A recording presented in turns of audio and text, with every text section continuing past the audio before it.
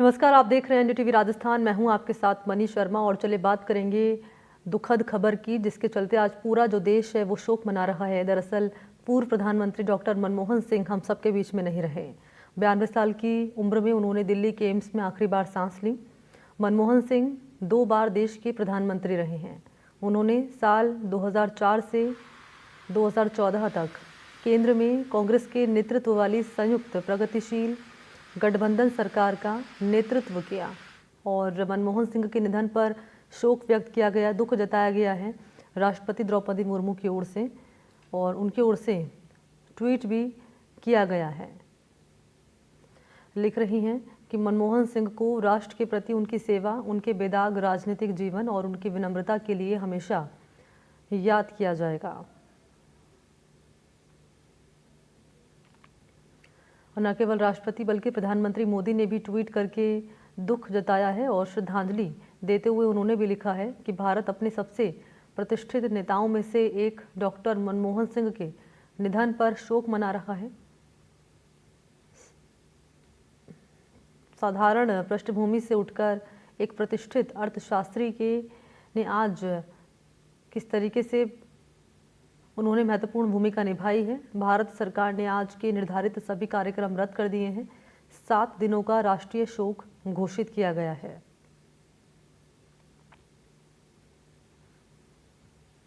तो एम्स में उन्होंने आखिरी सांस ली।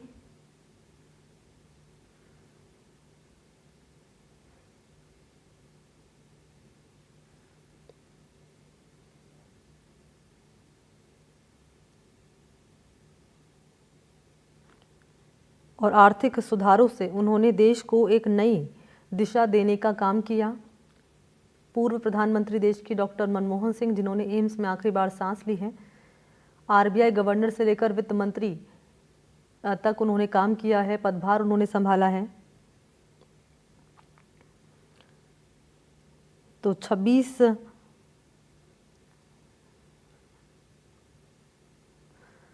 सितंबर 1932 को उनका जन्म हुआ और उन्होंने शिक्षा जो ग्रहण की है वो पंजाब विश्वविद्यालय से अर्थशास्त्र में बीए किया है, एमए में उन्होंने टॉप किया है। इसके बाद उच्च शिक्षा के लिए कैम्ब्रिज गए मनमोहन सिंह और वहाँ से ऑक्सफोर्ड से उन्होंने डी.फिल की उपाधि ली है। सम्मान की अगर बात कर ली जाए तो साल 1987 में मनमोहन सिंह को देश का दूसरा सर्वोच्च नागरिक सम्मान मिला, पद्म विभूषण। साल 1993 में वित्त मंत्री के लिए उन्होंने यहाँ यूरो मनी अवार्ड से सम्मानित किया गया। साल 1993 में और 1994 में वित्त मंत्री के लिए एशिया मनी अवार्ड उन्हें दिया गया। साल 1995 में भारतीय विज्ञान कांग्रेस का जवाहरलाल नेहरू जन्म शताब्दी पुरस्कार उन्हें दिया गया। और अगर राजनीतिक सफ़र की अगर बात कर ली जाए तो साल 1991 में मनमोहन सिंह पहली बार राज्यसभा पहुँचे, साल 1991 में ही, और 1991 से लेकर 1996 के बीच भारत के वित्त मंत्री वो रहे और 22 मई 2004 को देश के 14वें प्रधानमंत्री के तौर पर उन्होंने काम किया। 2004 से लेकर 2014 तक देश के 14वें और 15वें प्रधानमंत्री रहे। 5 बार उच्च सदन में असम और 2019 में राजस्थान का उन्होंने प्रतिनिधित्व किया। तो ट्वीट करके श्रद्धांजलि भी व्यक्त की गई है। आपने देखा मुख्यमंत्री भजनलाल शर्मा ने शोक व्यक्त किया, पूर्व मुख्यमंत्री अशोक गहलोत ने भी शोक व्यक्त किया है ट्वीट करके सोशल मीडिया पर। वहीं गृह मंत्री अमित शाह ने भी ट्वीट किया है और शोक व्यक्त किया गया। उनकी ओर से लिखा गया है कि पूर्व प्रधानमंत्री डॉक्टर मनमोहन सिंह जी के निधन से गहरा दुख हुआ है। उन्होंने कठिन समय के दौरान भारत की अर्थव्यवस्था के पुनर्निर्माण में महत्वपूर्ण भूमिका निभाई है।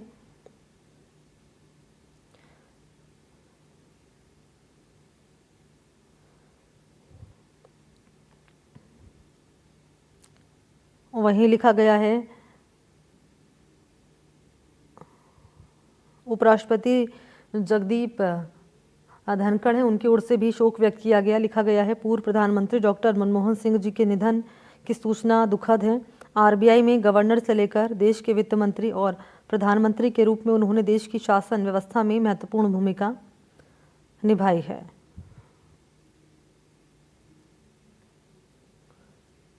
तो सौम्य व्यवहार के व्यक्ति थे मनमोहन सिंह, जो शांत स्वभाव के थे। और उनकी जो आर्थिक नीति पर पकड़ थी वो काफ़ी सराहनीय रही है। किस तरीके से इन्होंने इकोनॉमी को बूस्ट करने का काम किया है वो देश सदैव याद रखेगा, और उसी अर्थनीति उनकी जो किस तरीके से इकोनॉमी को लेकर एक पकड़ थी अच्छी, उसको लेकर सदैव उन्हें याद किया जाएगा। और इसी बात का जिक्र लगातार तमाम नेता कर रहे हैं, अपनी पोस्ट में उनकी ओर से लिखा गया है।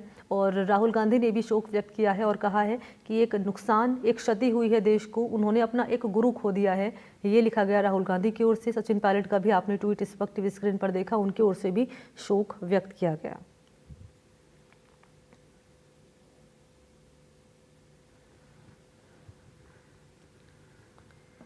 तो पूर्व गृह राज्य मंत्री शकील अहमद कांग्रेस के नेता हैं, इस वक्त हमारे साथ मौजूद हैं। शकील जी, देश ने अपना एक रिफॉर्म मैन खो दिया। पूर्व प्रधानमंत्री डॉक्टर मनमोहन सिंह हम सबके बीच में नहीं रहे हैं, आज पूरा देश शोक व्यक्त कर रहा है, क्या कहेंगे आप? देखिए, ये पूरे देश की क्षति है। ये न केवल उनके परिवार, कांग्रेस पार्टी, बल्कि पूरे राष्ट्र की ये इतनी बड़ी क्षति है। उन्होंने देश को जिस परिस्थिति से, आर्थिक परिस्थितियों से वापस विकास के मार्ग पर डाला 1991 से लेकर ही, जब से वो देश के वित्त मंत्री बने, वैसे भी रिजर्व बैंक के गवर्नर की हैसियत से, प्लानिंग कमीशन के डिप्टी चेयरमैन की हैसियत से, वित्त मंत्री और भारत के प्रधानमंत्री की हैसियत से उनकी जो भूमिका रही वो देश के उत्थान के लिए, और उनकी सबसे बड़ी विशेषता, मुझको सौभाग्य प्राप्त हुआ, मैं उनके पहले मंत्रिमंडल में मुझको अपने साथ काम करने का उन्होंने भी अवसर दिया था। सबसे है कि इतना बड़ा व्यक्तित्व का आदमी, इतना विशाल काम करने वाले मनुष्य के बीच को कोई एक तरह घमंड नहीं, इतनी शालीनता, इतनी सौम्यता, इतना झुक के आपसे मिलने का, उनको, उनके व्यक्तित्व को देख के उर्दू का एक शेर मुझको हमेशा याद आता था जहन में, कि आपसे झुक के जो मिलता होगा उसका कद आपसे ऊंचा होगा। ये किरदार किया मनमोहन सिंह जी ने कि जितने बड़े काम किए उन्होंने, doctor Amartya Sen, doctor JN. Bhagwati जो बहुत ही प्रसिद्ध अर्थशास्त्री हैं, और मनमोहन सिंह जी, ये सब क्लास फेलो थे। लेकिन एक विशेष बात थी, बहुत लोगों को नहीं जानकारी है, कि लॉरेटरी फर्स्ट, यानी हर विषय में प्रथम आना, ये डॉक्टर मनमोहन सिंह जी ने ही कर दिखाया था। तो निश्चित रूप से एक सफल जीवन और देश के लिए इतना बड़ा काम करके गए हैं। आने वाली पीढ़ियां डॉक्टर मनमोहन सिंह जी को हमेशा याद रखें। निश्चित तौर पर, और एक प्रधानमंत्री होने के साथ साथ एक अर्थशास्त्री वो रहे हैं, अर्थशास्त्री प्रधानमंत्री के तौर पर उन्होंने काम किया है, और उन्होंने कई कानून भी शकील जी पारित किए जिसका जिक्र सदैव याद उनका किया जाएगा। जिसमें बच्चों की अगर बात कर ली जाए कि 6 से लेकर 14 साल तक के बच्चों को अनिवार्य शिक्षा का अधिकार यहाँ पर मिले।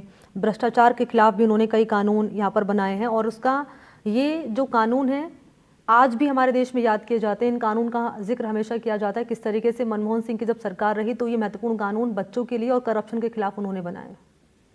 निश्चित रूप से रोजगार का अधिकार हो, मनरेगा कानून जिसमें बना, या राइट टू एजुकेशन हो जिसकी चर्चा आपने की, कि 6 से 14 साल के बच्चों के लिए अनिवार्य शिक्षा के मामले में, और भी जो काम उन्होंने किए, न्यूक्लियर जो उन्होंने डील किया, सरकार को खतरे पे, सरकार का सदस्य था, हम लोग 10-5 वोट से ही वो जीत पाए थे। हमारे एक बड़े सहयोगी सीपीएम ने, लेफ्ट पार्टियों ने हमसे किनारा कर लिया था, हमारा समर्थन वापस ले लिया था।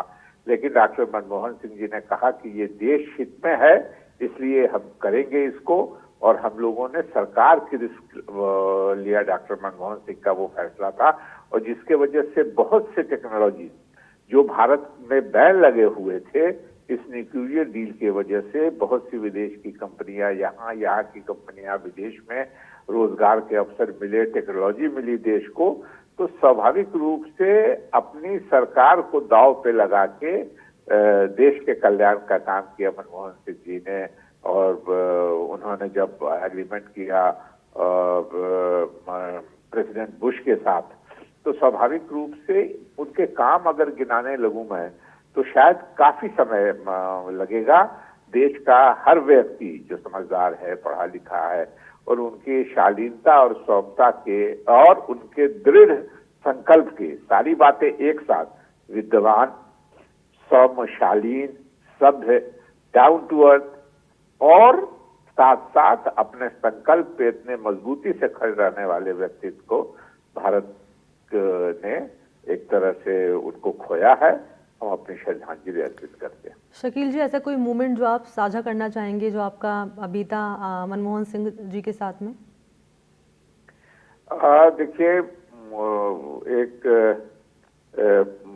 उनकी एक विशेषता थी कि अगर आपने उनको कुछ कह दिया और उन्होंने ये कहा कि हाँ ये हो जाएगा, तो वो उस काम को बिल्कुल कोशिश करते थे कि कह के, मुझको आज भी याद है, एक उनके यहाँ डिनर पार्टी थी एमपीज की, शायद यूपीए के सभी एमपीज की।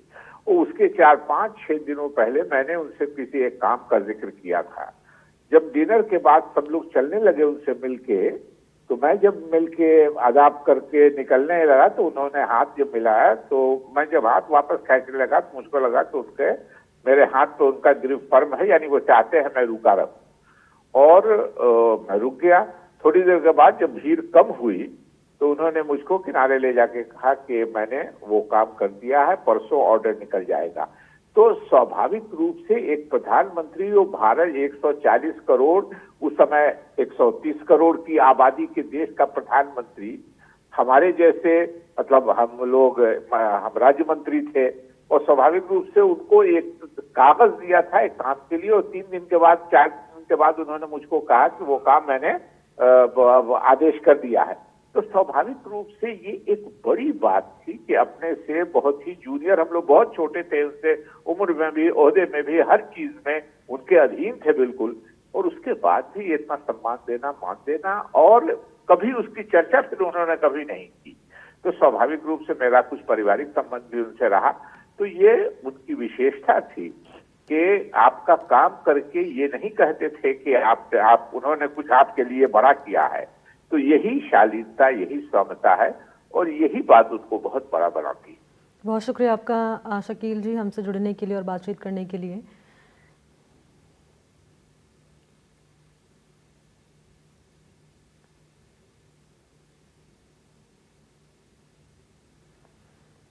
तो दिल्ली को आधुनिक शहर बनाने में भी महत्वपूर्ण भूमिका रही मनमोहन सिंह की।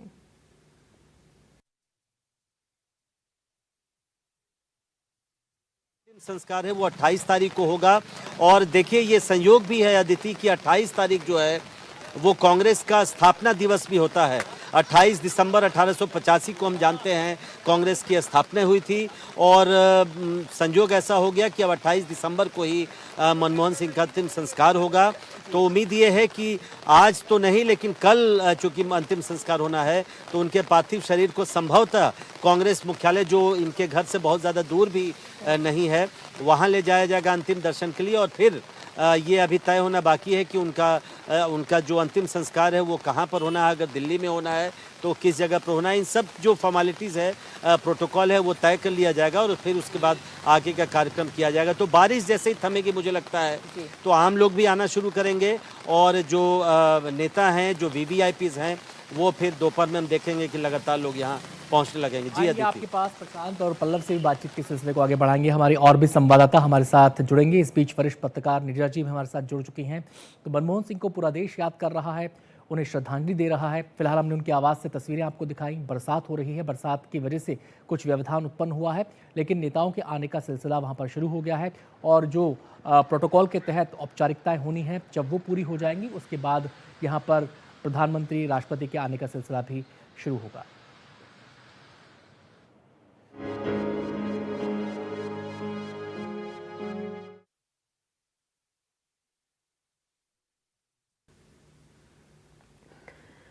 तो तमाम प्रोटोकॉल के साथ यहाँ प्रक्रिया जो अपनाई जाएगी, अंतिम संस्कार की प्रक्रिया अपनाई जाएगी। तो राष्ट्रीय सम्मान के साथ अंतिम संस्कार होगा डॉक्टर मनमोहन सिंह का, और तमाम नेताओं का पहुंचने का सिलसिला लगातार जारी। जैसे कि अभी आपने सुना कि प्रधानमंत्री नरेंद्र मोदी, राष्ट्रपति द्रौपदी मुर्मू भी यहाँ पर पहुंचेंगे, क्योंकि बरसात हो रही है। ऐसे में कुछ व्यवधान कह सकते हैं जो आ रहे हैं इन तमाम जो प्रक्रिया अपनाई जा रही है उसमें। लेकिन राजकीय सम्मान के साथ अंतिम संस्कार किया जाएगा डॉक्टर मनमोहन सिंह का, जिन्होंने कल एम्स में आखिरी सांस ली है और हम सबके बीच में नहीं रहे। डॉक्टर मनमोहन सिंह देश के पूर्व प्रधानमंत्री, 2004 से लेकर 2010 तक उन्होंने प्रधानमंत्री के तौर पर यहाँ पर काम किया, देश को एक नई गति देने का काम किया और इकोनॉमी के लिहाज से देश की इकोनॉमी को बूस्ट करने का काम किया है। तो एक स्टेट्समैन के तौर पर उन्हें याद किया जाएगा, एक विजनरी के तौर पर उन्हें याद किया जाएगा। और आज पूरा देश शोक मना रहा है मनमोहन सिंह के निधन को लेकर। तो निधन पर 7 दिन का राजकीय शोक रखा जाएगा और निधन पर राष्ट्रपति, प्रधानमंत्री ने भी श्रद्धांजलि दी है। हम एक एक करके ट्वीट भी आपके सामने रख रहे हैं। गौतम अडानी ने भी शोक व्यक्त किया है डॉक्टर मनमोहन सिंह के निधन पर।